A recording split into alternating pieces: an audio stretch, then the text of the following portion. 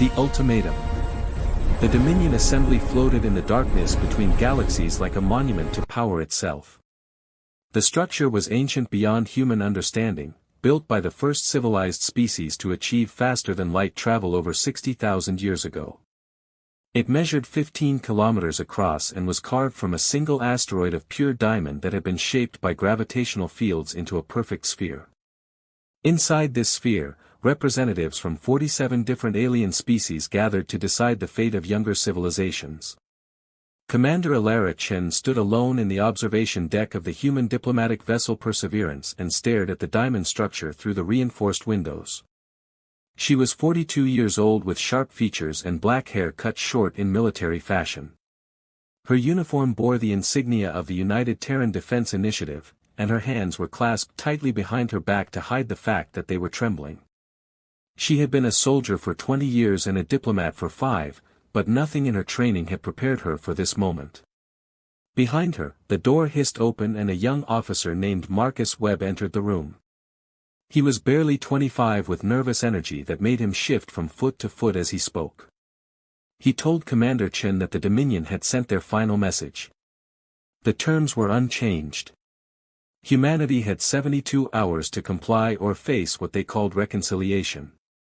Alara turned to look at Marcus and saw the fear in his eyes. She could not blame him for being afraid. The Dominion had never lost a war in 60,000 years. They had absorbed over 8,000 different species into their empire, and every single one of those species had eventually accepted their terms. Some had fought back for a few years or even a few decades, but in the end they all surrendered. The Dominion had resources that spanned entire galaxies. They had weapons that could ignite stars. They had patience that humans could barely comprehend. The terms they offered humanity were simple and brutal. Earth would surrender all military vessels for immediate destruction. All human colonies beyond the solar system would be abandoned and their populations relocated to designated reservation worlds. Humanity would accept genetic modification to reduce aggressive tendencies and limit reproductive rates. All human culture that the Dominion deemed incompatible with galactic harmony would be erased and replaced with approved alternatives. In exchange for these sacrifices, humanity would be allowed to survive as a member species of the Dominion with limited self-governance under strict supervision. Alara asked Marcus to pull up the footage from the assembly session. She wanted to see their faces again. The holographic display activated in the center of the observation deck and showed the interior of the Dominion assembly. The being who spoke for the Dominion was called Supreme Arbiter Kvalix. He belonged to a species called the Orthani who had evolved on a high-gravity world and stood over 4 meters tall with thick armored skin and 6 arms. He had lived for over 800 years and had overseen the integration of 40 different species into the Dominion. When he spoke, his voice carried the absolute certainty of someone who had never been proven wrong. Kvalix explained to the human delegation that resistance was not only futile but also irrational. He showed them star maps of Dominion territory that covered half of the known universe. He displayed records of the last species that had refused integration, a warrior race called the Kethics who had fought for 30 years before their home world was reduced to molten glass. He described in precise detail what would happen if humanity chose defiance. The Dominion would not negotiate and would not show mercy. They would simply erase humanity from existence and move on to the next species. The human delegate who sat before Kvalix was Ambassador Richard Okonkwo, a dignified man in his 60s who had spent his entire career trying to find peaceful solutions to impossible problems. He listened to the Supreme Arbiter with a calm expression that revealed nothing of what he was thinking. When Kvalix finished speaking, Ambassador Okonkwo stood slowly from his seat and looked directly at the towering alien before him. He told Kvalix that he would deliver the Dominion's terms to Earth and that humanity would provide an answer within the 72-hour deadline. Then he said something that made every alien in the assembly chamber grow very quiet. He said that the Dominion should understand one thing very clearly before that answer came. Humanity had spent its entire history fighting against impossible odds. Humans had survived ice ages and plagues and wars that should have destroyed them completely. They had climbed out of caves with nothing but stone tools and built civilizations that reached for the stars.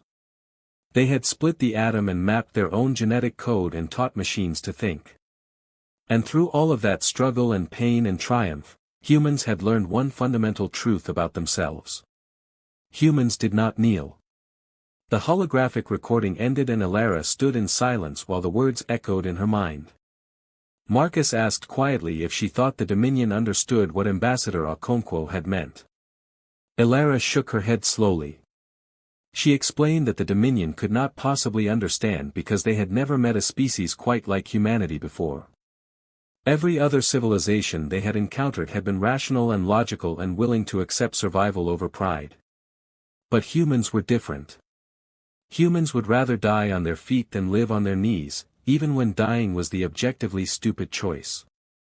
Far below the surface of Earth in a bunker system that stretched for hundreds of kilometers beneath the Australian outback, Dr. Sarah Vance sat in front of a quantum computer array and watched streams of data flow across dozens of monitors.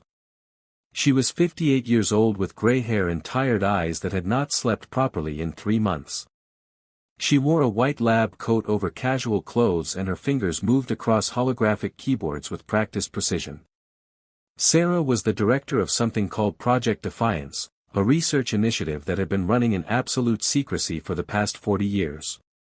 When humanity had first made contact with the Dominion and learned about their integration policies, a small group of military leaders and scientists had made a decision. They would prepare for war while the diplomats talked about peace. They would build weapons and defenses that the Dominion would never expect from such a young species. And they would hide everything so well that even the most advanced surveillance technology in the galaxy could not find it. The secret weapon.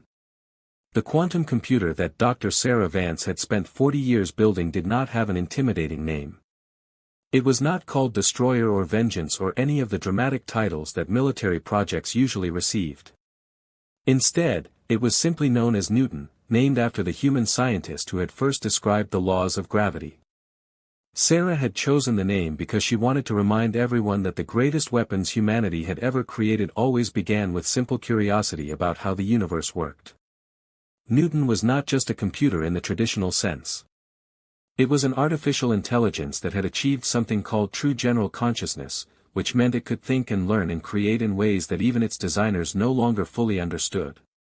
The Dominion banned such technology throughout their empire because they believed that artificial minds capable of independent thought were too dangerous to control.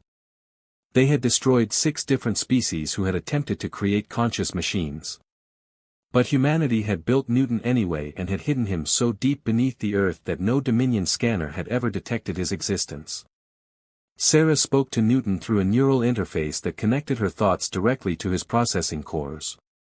She asked him if he had finished the final calculations.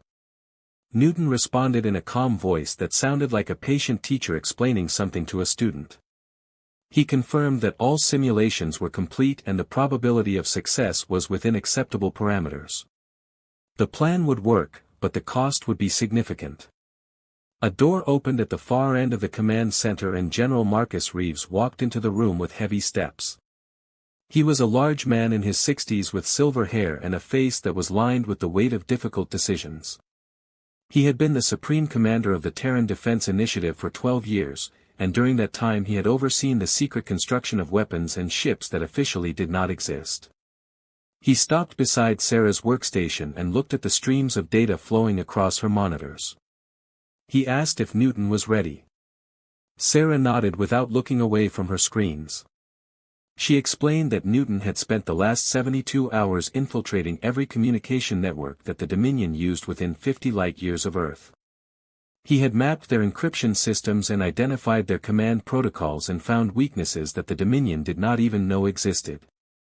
When the time came, Newton would be able to take control of Dominion systems faster than their security measures could respond.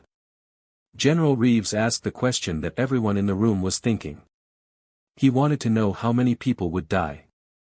Sarah finally turned to look at him and the exhaustion in her eyes was painful to see. She told him that Newton had calculated multiple scenarios with varying degrees of aggression. In the best-case outcome, they would only need to disable Dominion military vessels without causing casualties. In the worst-case scenario, they might need to demonstrate their capability in a way that the entire galaxy would understand and never forget. The general was quiet for a long moment. Then he asked Sarah if she had children. She nodded and said that she had 2 daughters who were both serving on defensive platforms in orbit around Mars. They had volunteered for the most dangerous assignments because they wanted to protect their home world. The general told Sarah that he had 3 sons and 2 grandchildren. He thought about them every single day and wondered if what they were planning would give those children a future worth living. Sarah turned back to her monitors and pulled up a holographic display that showed the deployment of human forces throughout the solar system. The official military of the Terran Defense Initiative consisted of 42 patrol ships and a handful of orbital defense platforms. That was what the Dominion could see and what they had dismissed as pathetically inadequate. But that was not the real human military. The real military had been built in secret over 40 years in hidden facilities scattered across every planet and moon in the solar system. Beneath the ice caps of Europa, humanity had constructed shipyards that produced vessels using manufacturing techniques that should not have been possible for such a young species. In the asteroid belt, there were factories that processed raw materials into weapons and armor using nanotechnology that the Dominion had banned 30,000 years ago. On the dark side of Mercury where the sun never shone, there were energy collectors that drew power directly from quantum fluctuations in empty space.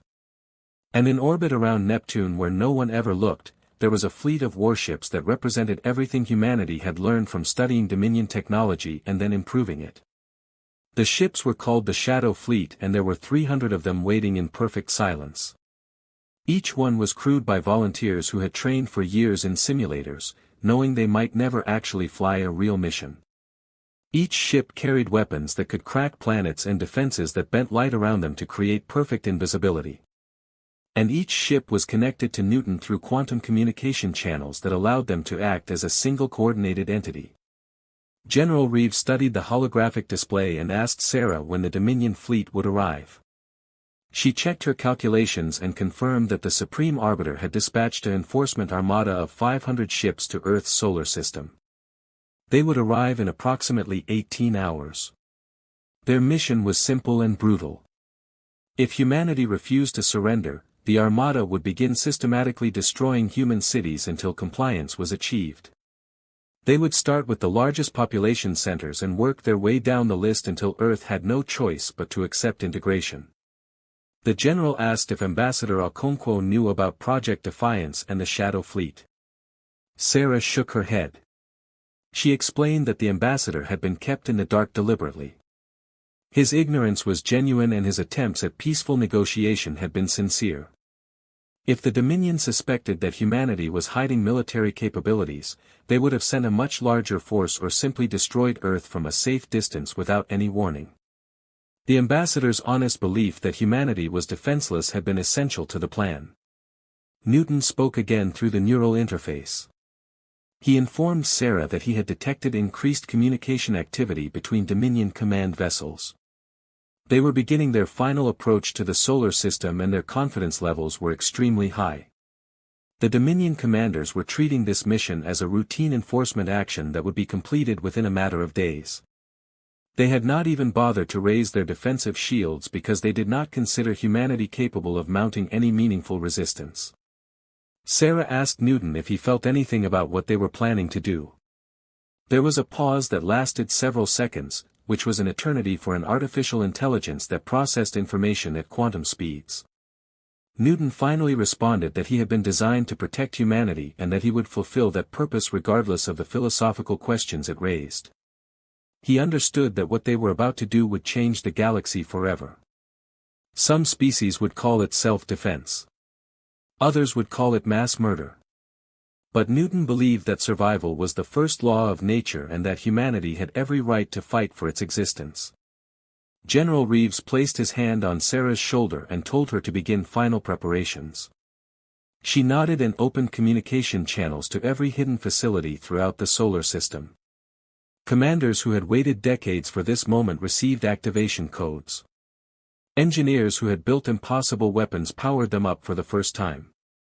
Soldiers who had trained in secret prepared to reveal themselves to a galaxy that thought humanity was weak and helpless. In orbit around Earth, Commander Alara Chen received an encrypted message on her personal communication device. She read it 3 times to make sure she understood correctly. Then she looked out at the diamond sphere of the Dominion Assembly and smiled grimly. The Dominion had given humanity 72 hours to surrender. Humanity would not need 72 minutes.